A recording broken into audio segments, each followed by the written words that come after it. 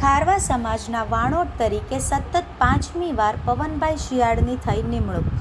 તારીખ 14/6/2025 શનિવારના રોજ બપોરે 12 કલાકે પંચાયત મંદિરમાં નવા વાણોટની નિમણૂક બાબતે નવનિયુક્ત પંચ પટેલ અને ટ્રસ્ટીઓની એક મીટિંગ રાખવામાં આવેલ હતી. તેમાં વાણોટ પવનભાઈ શિયાળે સમાજના નિયમ મુજબ તેમનું 1 વર્ષનો કાર્યકાળ પૂર્ણ કરીને રાજીનામું આપેલ હતું. ત્યારબાદ નવ ડાયરાના પંચ પટેલ અને ટ્રસ્ટીઓ દ્વારા મીટિંગની અંદર સર્વાનુમતે પવનભાઈ શિયાળની સમાજ પ્રત્યેની સારી કામગીરી જોઈને હાજર આગેવાનો દ્વારા પવનભાઈ શિયાળને સતત 5મી વખત વાણોટ તરીકે જવાબદારી આપવા માટે સહમતિ દર્શાવવામાં આવેલ હતી અને ચાલુ વર્ષના ઉપપ્રમુખ તરીકે અશ્વિનભાઈ ભીખુભાઈ જુંગીની નિયુક્તિ કરવામાં આવેલ છે.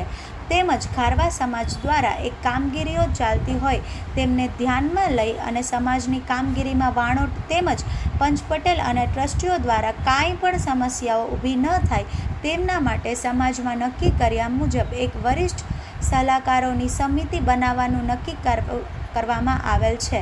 તેમાં શ્રી રણછોડભાઈ શિયાળ અને સમિતિના અધ્યક્ષ તરીકે નિમણૂક કરવામાં આવેલ છે.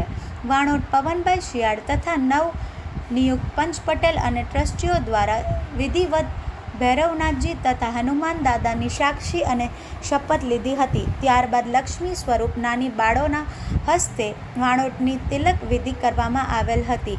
ઉપસ્થિત ખારવા સમાજમાં માજી વાણાઓટ શ્રેષ્ઠીઓ મહાનુભાવો તથા અન્ય સમાજના મહાનુભાવોએ પ્રમુખ શ્રી પવનભાઈ શિયાળ તેમજ ઉપપ્રમુખ અશ્વિનભાઈ જુંગી, વરિષ્ઠ સલાહકાર સમિતિના અધ્યક્ષ રણછોડભાઈ શિયાળને હાર તોરા કરી અભિવાદન કર્યું હતું અને સમાજમાં ઉજ્જવળ ભવિષ્ય માટે અને સમાજના વિકાસ માટે શુભેચ્છાઓ પાઠવેલ હતી. વાણોટ પવનભાઈ શિયાળ, ઉપપ્રમુખ અશ્વિનભાઈ જુંગી, વરિષ્ઠ સલાહકાર સમિતિના અધ્યક્ષ રણછોડભાઈ શિયાળ તથા પંચ પટેલ અને ટ્રસ્ટીઓ દ્વારા જણાવવામાં આવેલ કે તેઓ સમાજને શૈક્ષણિક ક્ષેત્રે, રોજગાર ક્ષેત્રે, સામાજિક ક્ષેત્રે તથા અન્ય ક્ષેત્રે ઉચ્ચ કક્ષાએ લઈ જવા માટે તથા માછીમારોના વિકાસ અર્થે સતત પ્રયત્નશીલ રહેશે.